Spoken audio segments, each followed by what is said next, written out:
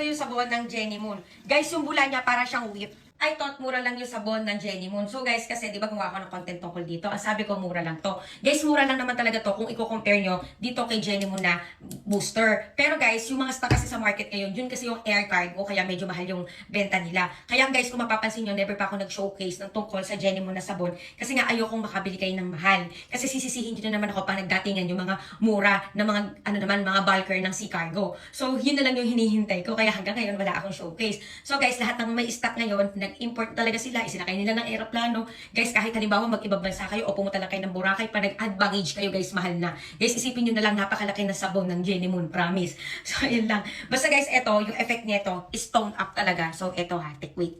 Eto yung sabon ng Jenny Moon. Guys, yung bula niya para siyang whip. Yung whip ng snail puti. Ganun na ganun, no? Para siyang whip. Tapos mabulang-mabula talaga siya. Tapos yung amoy niya mabango. So guys, ano siya? Smooth siya sa skin and malambot. So, ibababad ko lang ng konti. Ayan. Bababad lang natin ng konti para ma-penetrate sa skin ko para makita nyo yung tone up effect. Sa personal, ano siya, nag-tone up siya talaga sa personal. Kung ikukumpara nyo dito sa right ko, hindi mo nga lang mapapansin sa video. Ayan. Pero sa personal, mas grabe, tsaka sobrang lambot niya talaga sa skin. And para siyang whip.